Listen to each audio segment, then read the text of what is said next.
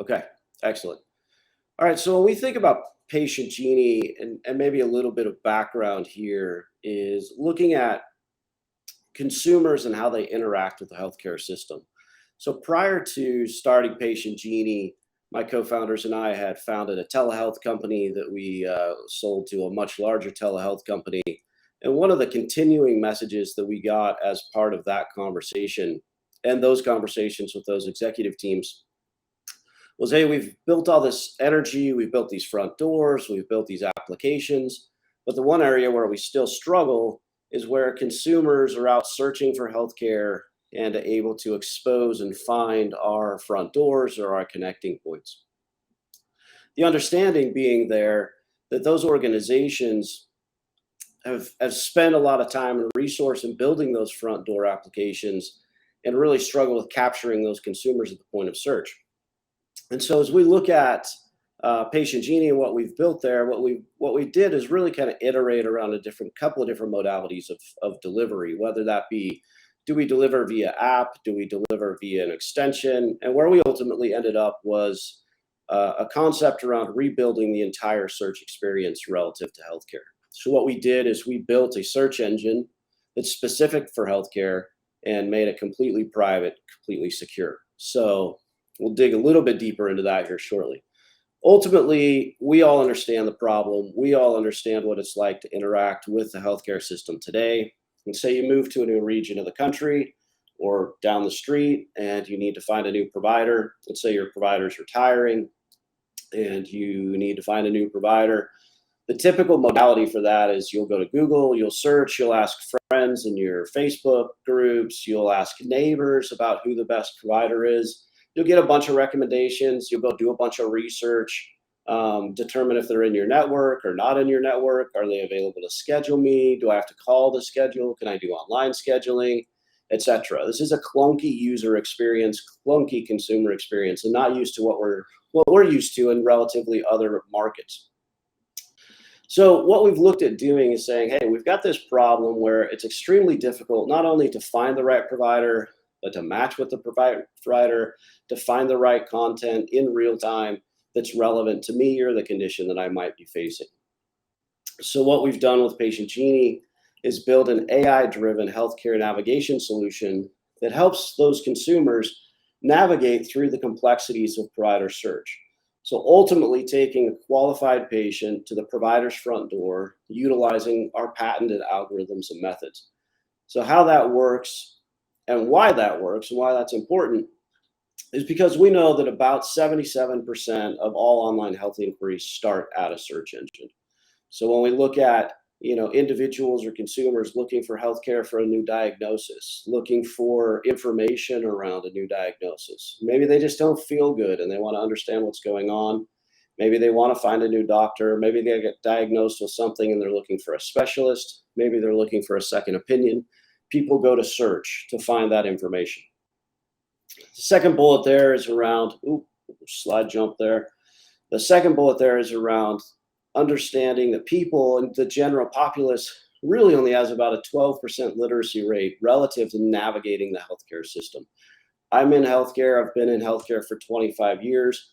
I still struggle navigating the healthcare system. And it's because there's a lot of incumbents. There's a lot of new ventures. There's a lot of relationships in this space.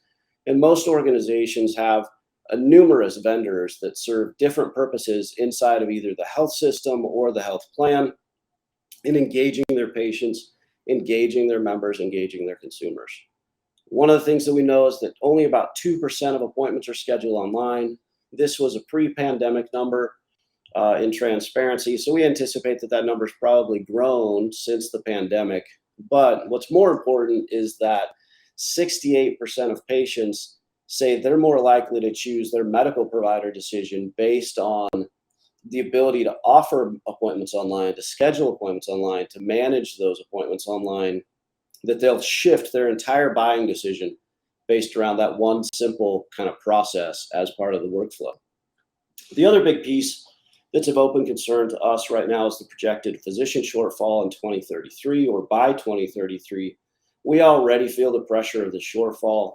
Anytime we need to schedule in with a new specialist, schedule in with a new provider, and engage anyone in the healthcare system, there's a significant wait relative to when we're able to see those physicians for whatever the case might be. We anticipate today at least a shortage of about 21 to 55,000 providers by 2033, and that the non-primary care specialties is even more significant than that. That being said, we have to find a better way to engage the system, to take the resources that we have in the providers that are currently deploying care and spread that out. Now, what we do know is navigating healthcare is not easy. We're all consumers of healthcare. If you interact with the US system at all, this is what a typical consumer experience looks like when you're trying to find care for whatever reason.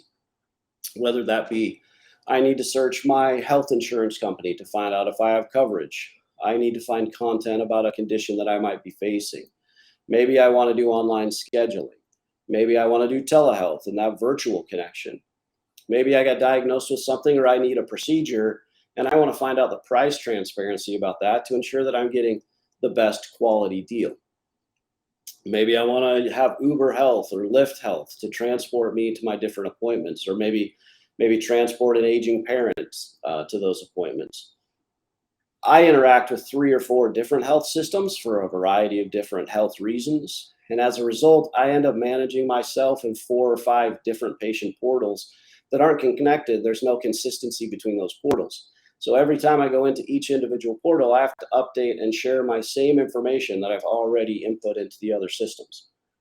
So when we look at that consumer experience, that's not rich and that's not effective at all. And so what we've done with PatientGenie is said, look, there's a great stream of products in that middleware space. Organizations that are building great products inside of their niche, inside of the specifics of what they've done. You take a look at ZocDoc, for example. ZocDoc's done a phenomenal job around building online scheduling. They've got 50,000 providers that are in their network that allow for real-time scheduling of appointments virtually. You look at companies like Kith & Kin on the PHR side and really kind of building a repository for consumers to store their health information and other information that's relevant to them in a cloud-based environment. You look at companies like Wheel and Ellipsis and Jasper, eVisit, Tiger Connect. And the slides and the brands on this slide are phenomenal companies in what they do. The problem is that there's no one really concatenating those experiences for the consumer. And that's what we're doing with PatientGenie. We've built that search engine that allows you to search for any symptom, procedure, doctor, etc., in one modality and one experience for the consumer. And then through APIs and back office connections, we go build the connectivity pieces that are necessary for that consumer to have one seamless experience with the healthcare system. So how do we work and what does that look like? So today in PatientGenie, which is live, we're in beta right now, that's live online at patientgenie.com. We have 11.5 million keywords where you can, again, search by that symptom, search by condition, search by a procedure, search by a provider or organization name. We use AI to start to layer in understandable text in that search bar. We don't want to pop 8 million different results or potential results in that search bar. And so what we do is we try to refine that search down through AI to bring back the most relevant search criteria. And as you can see on the right-hand side of that kind of search box, those grayed out items are where we're actually refining that even deeper. Is this a symptom? Is this a provider? Is this a specialty or a focus area that you're looking for? So we can help kind of build that best search. And then what we do in the case where we have patients or consumers come in and request or have questions around a specific condition or a symptom, we take them through a very simple symptom checker. So in this case, we take them through 800 potential conditions. That's growing. So currently we have one vendor in this space that allows us to capture about 800 conditions from those inputs, mostly in the kind of ED/ER space. We are going to layer in additional behavioral health capabilities, dermatology capabilities, etc., where we can use text or voice or images to do not a diagnosis per se, but based on those inputs, have an understanding of what a potential diagnosis might look like. And the reason why we do that is so that when we get to the end of that search result, we can come up with that kind of expected diagnoses. In this case, we've grabbed common headache. And what you can see here is that validated educational content where we're scraping the web. We are a web crawling search engine. The only difference is that as you search and go through this process, we don't have any cookies, we don't have any trackers, we don't keep track of this. If I search for a common headache in PatientGenie today, and then I go to Instagram or Facebook later today, I'm not going to see ads resulting from a common headache. We don't sell those ads. It's not our monetization schedule. So you can trust that the searches that you do, and especially the healthcare related searches that you do in PatientGenie, stay there. We're not going to sell it. We don't even track it. We don't even capture that information. The only information we capture today as part of our search experience is age, sex, and location, and we only keep that for 30 minutes to maintain a consistent search experience. Once that's done, it's gone, and we don't know anything else after that. So once we have that kind of diagnosis, sorry, I get off on little tangents here. Once we get that diagnosis or that pre-diagnosis in place, we can start to pull back this specific content, which you can kind of see captured in red. And we have a handful of relationships where we pull back that educational content. We'll continue to kind of build that capability out. We've got some really exciting partnerships in the works right now that are focused on specific specialties and specific conditions where they're pulling the most relevant and the most time-sensitive content back into our platform. The second thing that we do is we match you with the right provider. So the way that we have done this is we went back and created a profile for all 5.5 million providers in the US. We looked at their claims data, we looked at their clinical data. We tried to understand virtually how they operate as a practice. So I have a bad shoulder, right? It's an old climbing and snowboarding issue. I fight with it all the time. A few years ago, I had problems with like really constant dislocations. So I was looking for a good, solid shoulder surgeon. I went to my health plan. I searched for an orthopedic surgeon. I got back a list of orthopedic surgeons. And then it was my responsibility to call through that list and find out, hey, are you a hip surgeon? Are you a knee surgeon? Do you do shoulders? Are you only doing shoulders, etc.? So I had to do all that legwork as a consumer to find out, A, if that provider actually did the surgeries that I was looking for, and B, if that provider took my health plan, if that provider could see me anytime soon. Again, a clunky user experience. And so in this case, what we've done with that 5.5 million provider profiles is said, hey, look, we understand what this physician looks like. We understand what that practice looks like. We understand the procedures that they do inside of that clinic.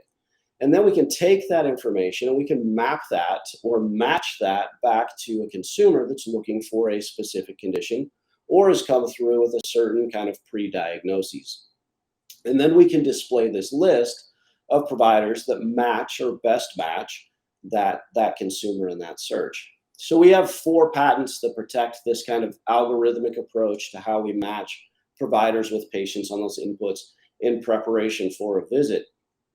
What's interesting and exciting about what we're building here is that, let's say that I found Dr. Westholder here, which we're looking at on the screen.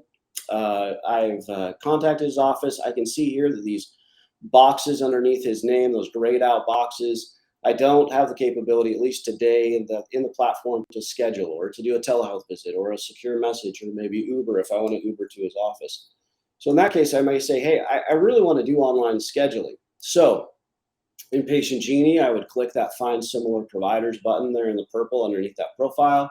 And what we've done is we've extracted all the data for Dr. Westholder, and then we go search and scrape across our provider database to find other providers that look like Dr. Westholder and bring those into that search criterion. Then I can further refine that results to say, I'm looking for a provider like Dr. Westholder, takes my insurance, but that allows for online scheduling. And in that case, what would happen is that online scheduling button would light up. In this case, we've obviously switched doctors. And now you can see that that scheduling button is lit up. Litten's not a word. Lights up. So now I can actually book an appointment directly with this provider through the same application layer where I've searched for a condition, found a provider, and now I can schedule directly with that provider. Obviously, as you can see here, we use ZocDoc as our kind of connected partner around online scheduling. One of the first organizations that we worked with and engaging around some of these capabilities. We'll continue to build out those capabilities around telehealth, additional online scheduling, messaging, etc. And why is that important today? When we look at this ecosystem, when we look at, and I'm going to bounce back a couple of slides, again, back to this slide. When we look at this ecosystem of partners that we're building, the capability for a consumer to go through that experience, and now that you've seen it and kind of can correlate that, go through that experience and say, when I use PatientGenie, I can schedule directly with my provider. I can schedule a telehealth visit. I can receive the care I need in a single seamless relationship or consumer experience. And that's a lot richer than having to go to my health plan or going to the health system and navigating through all these front doors that are put in place today. For those of you familiar with healthcare, the back office work in EHRs and PHRs is a heavy lift. And there's a lot of organizations doing great work like OneUp and those guys that are doing great work in trying to take some of that data and bring that forward. And so what we're really doing is building that layer between the consumer and the industry to create that seamless experience. The secondary piece of that is we've talked a lot about kind of the consumer and how the consumer engages with PatientGenie, but let's talk about how a provider engages with PatientGenie. So we have a subscription-based model similar to LinkedIn or HealthGrades or other organizations like that, where a provider can come in and say, hey, this is me, this is my practice, this is my profile that you have about me as a provider, and I want to focus on a couple of new areas in my practice. So we leverage SEO to enable those providers to be able to capture what we would deem as kind of like social media buzzworthy terms. So in this case, what you can see here is we're looking at bionic knee. So I've got 3 teenage daughters. They're infatuated with TikTok. It's disturbing on one level, but they receive a lot of information on TikTok. I saw one analytic that said, they had done a poll with preteens 18 to 24, and 90% of those polled in that window said that they received some medical information from their social media. As a father of daughters, that's disturbing on a number of levels. So we want to make sure whatever content's getting out there is, validated content. We've talked about that, but I digress. Here we go. So back to bionic knees. So let's say, there's a TikTok about, hey, I just got my bionic knee and it's awesome. Well, in the industry, we know that there's no such thing as a procedure bionic knee. What we do know is that there is a procedure that's the replacement of a knee joint or whatever the case might be. And we know the CPT relative for that. So what a provider could do is they could come in and say, hey, look, I've heard about this bionic knee in the market, but I know that that's just a simple knee replacement. And so what I'm going to do is I'm going to go in there and I'm going to say that I do bionic knees as part of my treatment or procedure practice, but link it to the associative CPT code.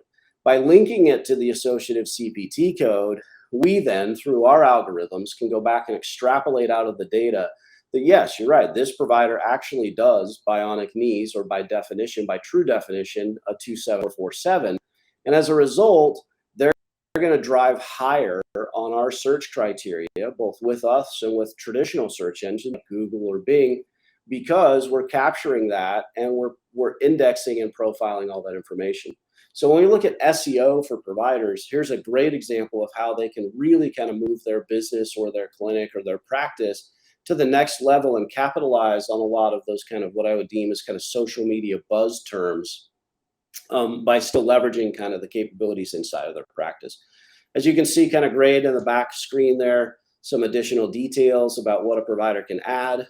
Obviously, because we're not an advertising-based revenue model, there's no way for a provider to buy their way to the top of our search results, but there's absolutely a way for a provider to data their way to the top of our search results. And so in this case, those are those gray bars you see on the left-hand side, where a provider can add additional information about themselves, help us stay consistent with them and their practice, add their telehealth or secure messaging vendors and landing pages so that those purple buttons that we looked at a minute ago light up, and give them the capability to really be exposed, if you will, as people are way out of that point of search. So at the beginning of my presentation, I talked about one of the struggles that we saw with health system partners that we were working with was that exposure piece. And this is what we've built around that exposure connectivity, either for an individual practice or clinician to come in and own their profile, or for a large organization, a large health system, a large ACO, a large provider organization to come in and say, I'm going to do this on behalf, I'm going to provide this data on behalf of all of my providers inside of my system. So we deploy in a couple of different ways. The first way, and I'll start actually on the opposite side of the slide, on the second side, which is direct to consumer or B2B2C, where we actually deploy PatientGenie.com online. That could be a white labeled experience. We also have a true D2C and beta, which is what you can see at PatientGenie.com. And then on the left-hand side is what you see as what we affectionately refer to as our embedded model or our B2B model, where organizations, other health organizations, other tech companies, employers, providers, health systems, health plans can take our search bar that has all that underlying AI, ML capability, algorithmic capability, and just drop that directly inside of their existing digital assets. So we're not trying to rebuild any tech. We're not trying to rebuild any of that hard work that's already been done. We're not trying to replace any of the vendors they have in place around their specific niche solutions that they have inside their organization. What we're instead trying to do is bring that top of mind. Now, if I were Austin General Hospital in this case, and I've got that find a doctor provider link on my site, what we do in that search result space is that we build a walled garden around the results. So if I land at Austin General and I search for a provider, I'm only going to see providers inside of the Austin General system.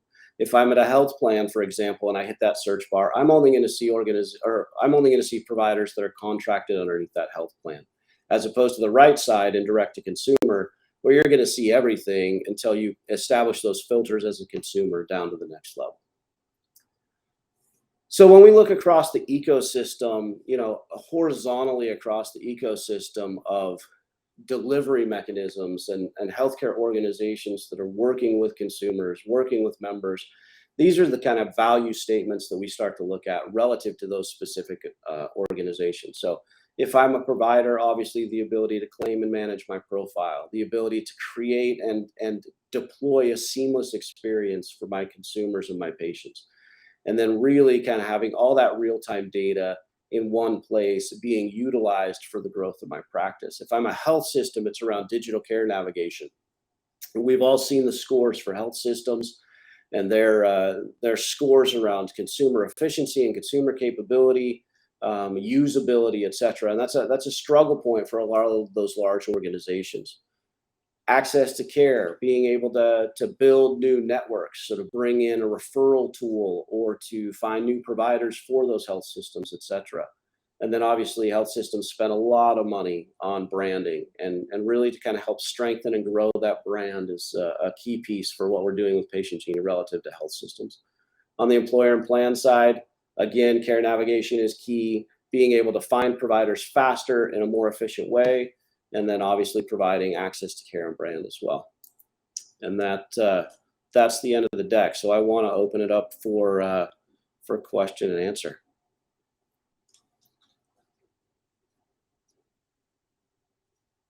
Find my mouse. How's it going? Thank you. Good. Yeah, it's good.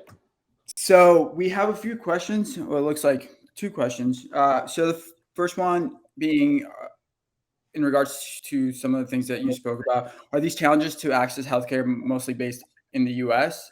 healthcare system, or is that global? No, the challengers are consistent globally, right? I mean, the Canadian system's a little bit different, but there's still access issues in the Canadian system. The UK system's a little bit different, but there's still access issues in the NHS, right? The Saudi system, we're talking to a couple of organizations in Saudi, with a very strong Ministry of Health, but still have accessibility and connectivity issues there as well. So the challenges aren't necessarily specific to the US. It does have some functions in the US that are different than other parts of the world, for sure. We have a completely different system, but the fundamentals are the same. And so when we look at deployment of PatientGenie, and I'll kind of lead into the kind of next question around the US being unique. It is unique in a sense, but there's consistency globally. So when we look at a global deployment of PatientGenie, we're already looking at implementations in other countries. We can deploy currently in about 14 languages. And so we plan to expand that. I mean, for us, all we really need to do, because of how we've built the product, the real core for us is being able to look at the provider mix inside of a country. So if we were to go deploy in the UK, for example, right? all the infrastructure and tech is the same.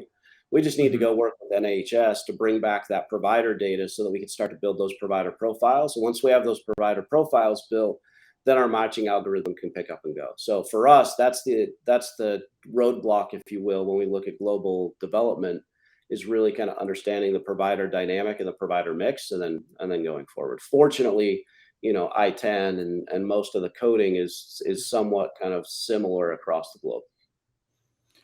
Okay, interesting. Yeah, I'm not too familiar with a lot of the coding and all that. Healthcare is definitely something that's one of the fields I haven't familiarized myself. I help run an pre-seed accelerator here in Dallas, so we don't have a lot of health tech. So I know it's definitely, like I was mentioning to the last speaker, it's definitely one of those areas where it's like it's an industry that's not going to be going anywhere, but ultimately, like, we're so far behind from a technology standpoint. And like, I think what I've starting to realize based on like all the conversations that the speakers are having with our audience is that it seems like everything's very siloed in the healthcare system.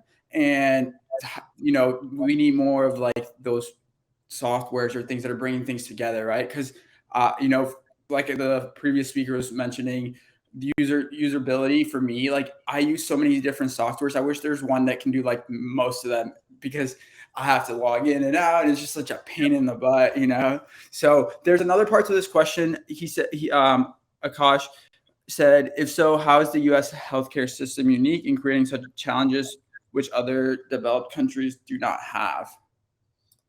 Yeah, I mean, if we had a single payer system, I think the U.S. is unique in the sense that we don't have a single payer system. We have a multi-payer system, right? And so that creates obviously dynamic changes or differences in how consumers interact with the system, how the system interacts with patients and consumers. I think one of the other kind of key pieces that we've seen around uniqueness in the U.S. is just the ecosystem of vendors as well. There's a lot of companies in health tech. I just got done at another conference last night in Vegas, the health conference, which is, I think there was 7,000 people. The first time I went to the health conference, there was like 400 people. So, that's grown substantially. A lot of big companies, a lot of great startups. And as accelerators scattered around the country, really kind of fueling health tech. And so I think the U.S. is dynamically unique, in which creates a petri dish, if you will, of us really be able to test the best tech to deploy globally. Amazing. So it doesn't look we have any more questions, but I have a few for you. So first off, where can people find you, offline? Are you on Twitter, LinkedIn, email? Yeah. So LinkedIn for PatientGenie for sure. LinkedIn's our usual and best way to communicate. Then obviously directly Brian at PatientGenie.com is the best way to find me. Amazing. So we do have a little bit of time. The others, we finished a little bit early. As far as, we're almost done with 2022. It's been a crazy, last 12 to 18 months. What is your prediction for 2023 in your space? Yeah, it's going to be interesting. I mean, it's been interesting to watch the evolution in this space. If we go pre-pandemic, and I came from the telehealth world, we were building telehealth platforms, 2015, 2016. We obviously have evolved through the pandemic and really adopting telehealth. We saw huge spikes, around the utilization of that due to the quarantines. And now we're starting to see a leveling off of those spikes, where people, want to be in the office. They want to engage with their provider. They want that face-to-face interaction, but they also want the convenience and usability of telehealth and online scheduling and online scripts, et cetera, et cetera. And I think what we'll continue to see is the balance between, virtual health and brick and mortar health. And there's never a full replacement, right? Quarantine was it was chaos, right? From a telehealth perspective, we were going from 4,000 sessions a quarter to 4 million sessions a quarter in the span of about 60 days. So, for us, having to scale an organization that quickly was not in the roadmap anywhere. We were on this long tail of telehealth development, regulation and legislation and everything else. And then all of a sudden, the world shuts down. And so, Yep. barring any kind of big issues like that, I think it'll be interesting in 2023 to watch evolution move. I think a horizontal marketplace like what we're talking about with PatientGenie, I think we'll see more of those horizontal marketplaces start, and we'll continue to kind of drive that. I think that's the one big piece that's missing is that consumer kind of play. Obviously, that's why we made the bet we made. Yeah, no, absolutely. So we did have another question come in, and then I have a question about something you just said, but I'll wait on mine. So Akash asked again, what's the future of global standardization for health taxonomy frameworks such as ICD-10, CPT, CDT? Yeah, I mean, I wish I knew. I would love to have some kind of globalized standardization. I think we're getting there. I think as we continue, I mean, fortunately or unfortunately, the planet's a small place. I think our providers are mostly trained in the same organizations. We have a lot of providers that are trained in medical schools here in the US and Canada and Australia and the UK. And then deployed, kind of globally. And I think that the innovation around tech, the innovation around telehealth, and the capability for a provider to be in London doing surgery on someone in Istanbul and being, kind of assisted by somebody in New York at the same time will continue to kind of marginalize and shrink healthcare in a sense. And I think as that continues to progress, the need for taxonomy to be consistent and standardized across all of healthcare globally and not be kind of language dependent or country dependent will drive that. So I think we're on a trajectory when it comes to global standardization, just because the dynamics of how healthcare and the modality of how healthcare is delivered is changing so rapidly that it'll force the system to get there. I saw a presentation by Oracle this week where they said, Cerner's, they're the largest EMR in the world. And I think as you look at the deployment of that and other organizations like that are going to force standardization globally, will drive that factor down. Interesting. So with that, and unless there's more questions that come in, my question for you is, with technology changing so fast and with the healthcare space being such a regulated, industry, from a security and privacy standpoint, how should companies in a way be preparing themselves, right? Because I think what I'm starting to realize is companies are not trying to just like to grow and scale quickly. They're more like trying to squeeze all the juice out of what they have right now, right? And get creative about how they, either, this would sound wrong, like marginalize or just make more profit, right, from their current customers in creative ways. It's going to be mutually beneficial, right? So, with government and with all these laws, like how should companies be prepping? Especially if you're using AI, and other technologies that could essentially be considered a hazard, in my opinion. When it comes to decision making. Yeah, I mean, the dual-sided sword of AI and diagnoses in healthcare is that we'll never replace the human element in healthcare, right? So this isn't like fintech where, we can fully replace, and I don't know what's going on with my lighting, so, I'm not intentionally No worries. purpose over here. We're not fully kind of intentionally in a place like fintech where you could replace the entire automation of healthcare, virtually. That doesn't exist in healthcare. There is an element of healthcare that requires touch and feel, obviously, right? Mm-hmm. And so, I think for us, and as we look at companies, I think there will be a pretty significant consolidation in the space over the course of the next decade or so, where you'll really see kind of the top companies kind of boil to the top, right? And they'll swallow up a bunch of the small guys and really kind of become kind of really industry behemoths, leveraging AI to operationalize a lot of the mundane or non-human capital required activities in healthcare.